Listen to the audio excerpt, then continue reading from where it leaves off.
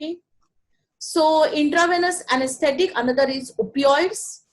Very commonly used opioids are ulfentanyl, fentanyl, and sufentanil. They are again a very highly lipid soluble as compared to the morphine. They are more potent than the morphine, and they are usually acting on the mu receptor, which is the opioidal receptor.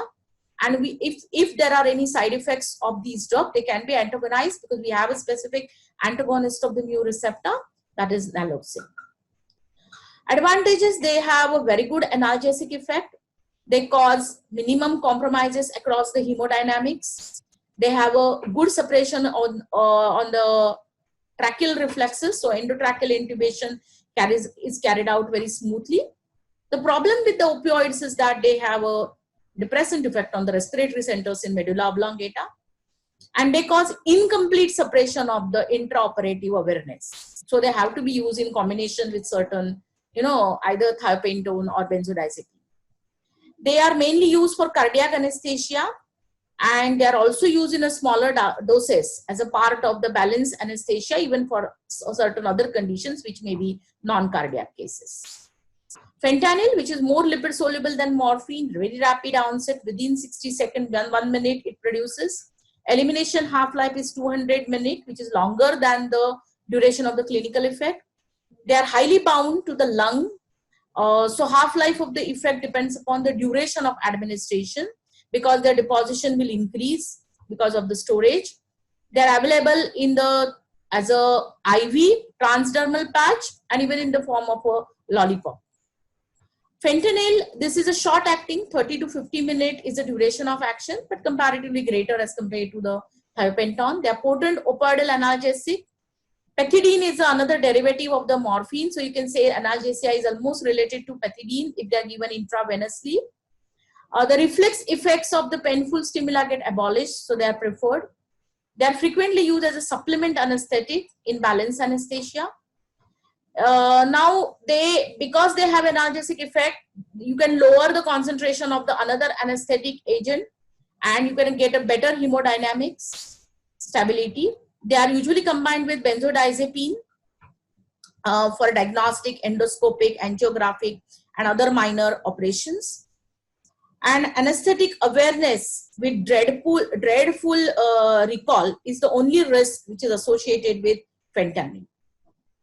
Respiratory depression, yes, because their opioidal is marked, but it is predictable, and therefore you can give certain assistance and can prevent that. The tone of the chest muscle usually increases with rapid fentanyl injection, and muscle relaxant is then required to facilitate the mechanical ventilation. The heart rate also is found to be decreased when the fentanyl is given, because it causes stimulation of the vagus nerve, which causes release of acetylcholine, which we already know has a negative chronotropic effect on the heart. The fall in the BP will be slight, but fentanyl will not potentiate the effect of adrenaline, or it will not sensitize the heart to the adrenaline. Now we are coming to the next drug, that is the ulfentanyl. Ulfentanyl is more lipid soluble than morphine, again rapid onset like fentanyl, but it has a short duration of the action of only 90 minutes. Very small volume of distribution is there. It has a low PK value, because 90% of the drug is in the non-ionized form, but you can say almost 100% of the drug get metabolized in the liver. It is usually given for outpatient procedures rather than in the hospitalized patient, and it is given usually as an infusion form, because the chances of the accumulation are comparatively less. Next is sufentanil, under the same category opioids, again rapid onset within 60 seconds, comparatively longer duration, 150 minutes. This is also the drug which gets completely metabolized in liver. All other characteristics are similar to fentanyl and the other ulfentanyl and fentanyl derivatives. This is a neurolepto anesthesia. Now, what is neurolepto anesthesia? You can see here there is opioidal analgesic fentanyl, there is a droperidol, which is a neuroleptic drug, and there is a nitrous oxide, which is an anesthetic drug. When you are combining these three drugs, you get a neurolepto anesthesia. Droperidol, which is a neuroleptic, and it is a dopaminergic D2 receptor antagonist. What you get adding the droperidol, we already have discussed fentanyl, which will give you analgesic and all those effects. Nitrous oxide also we have discussed, majorly it will give you the anesthetic effect. Why are we adding droperidol? Because it will give you an anti-emetic effect. So there will be less post-operative vomiting. It has even skeletal muscle relaxant activity, so it will reduce motor activity and it will even reduce anxiety. So when you're getting anti-emetic effect, you're getting muscle relaxant effect, you're getting anti-anxiety effect. And then just by combining these three drugs, fentanyl, droperidol, and the nitrous oxide, and that's the reason why neuroleptoanesthesia is also preferred in certain conditions. Okay, so we were talking about a neuromuscular blockade. So neuromuscular blockade is desired in those conditions where you are giving an anesthetic agent and it doesn't have a very good skeletal muscle relaxation activity. So they will facilitate the induction and the intubation, because when you are carrying out intubation, you want relaxation of the muscle. They are usually need to be rapidly acting agent, and therefore all curare derivatives will be used. Succinylcholine can also be used, which is a depolarization blocker. They are used to provide muscle relaxation when needed, especially in the fracture reduction or abdominal surgeries. They are also used to reduce the concentration of the general anesthetic when immobility is very important.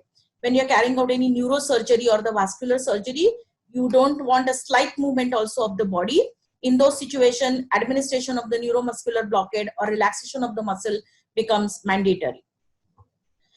There are intermediate acting agents which can be used for a shorter duration of the surgery, which includes usually the drug like vecuronium or atracurium. Even there are certain longer acting muscle relaxant which can be used for those surgeries where duration of the surgery is very long, like pancuronium or mecubine. Now, usually the depth of the paralysis, that whether your muscle relaxant has produced the effect or not, that is usually judged by the nerve stimulation. Now, whenever there is a block with the neuromuscular blocking agents, because all of them are, you have learned that they are neuromuscular blocking agent. They are blocking nicotinic receptor. It may happen that if their dose goes beyond their therapeutic level and there are chances of any toxic reaction, then as a pharmacologist, you should also know that how these reactions can be reversed.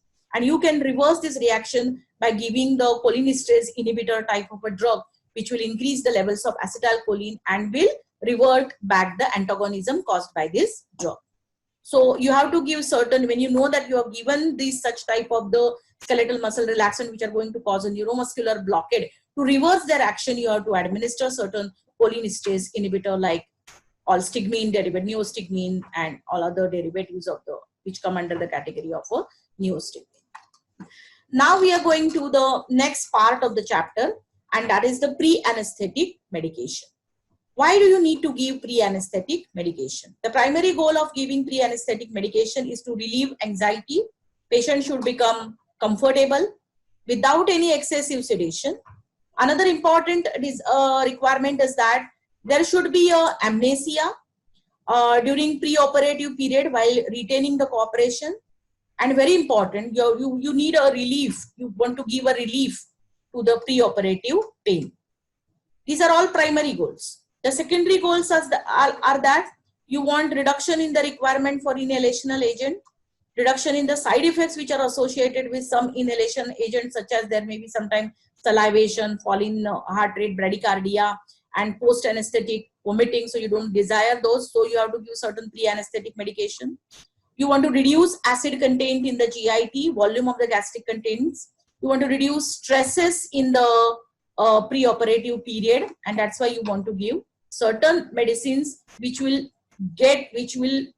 allow us to achieve all these primary as well as the secondary goals. So you can see over here that which all pre-anesthetic medications are usually given at different stages.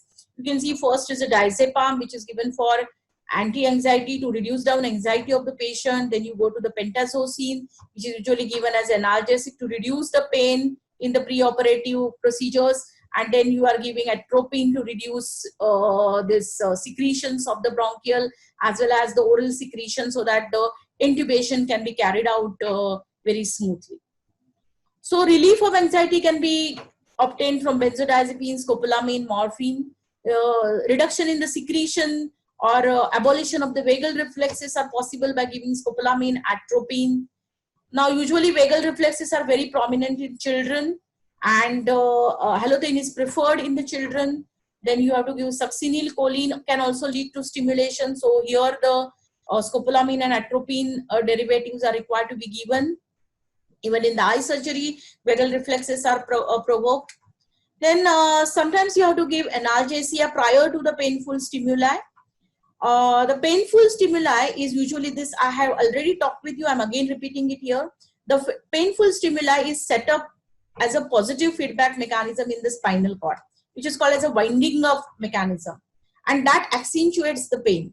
So general anesthetics do not prevent this winding up phenomena. As a post-operative pain, therefore, can become more troublesome after when the patient recovers from the anesthesia. Already the operation has been done, and in that situation, the pain will become more severe. So in such situation, you have to give, depending upon how intensity of the pain, you can select either NSAID or a poidal drug or a combination of them with local anesthetic to prevent up this winding up mechanism, because of which the pain sensation will be severe. After operation, sometimes there is emesis. So it's better to give antiemetics. We have seen droperidol, which has antiemetic effect. It is best to be given towards the end of the surgery rather than giving it before, like droperidol, metoclopramide, and so on.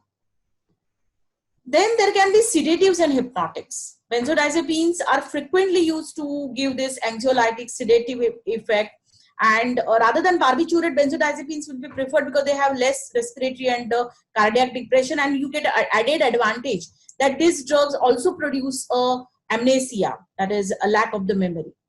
Barbiturates like pentobarbital, secobarbital also produce sedation and they reduce pre-surgical nervousness.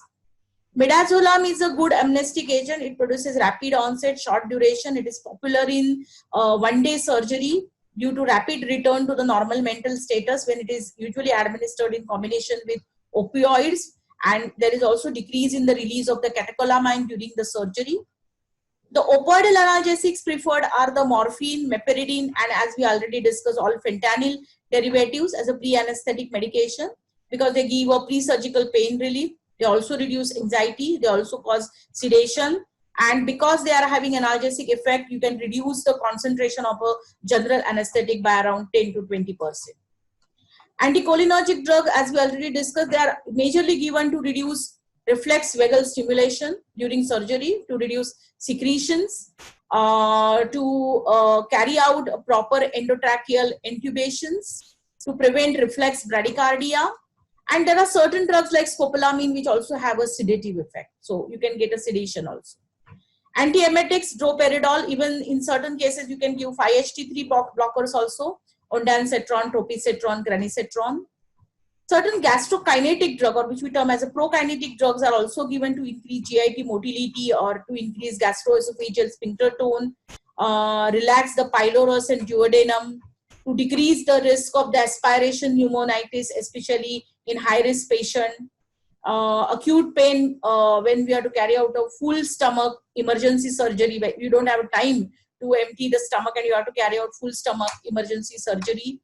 Or those patients who are with hernia, or those who are suffering from the reflux, esophageal reflux, gastrokinetic drugs will be commonly used, or they will be preferred drug of the choice. Now we are talking about a modern general anesthesia. Modern general anesthesia is something where you are not relying only on the one anesthetic agent.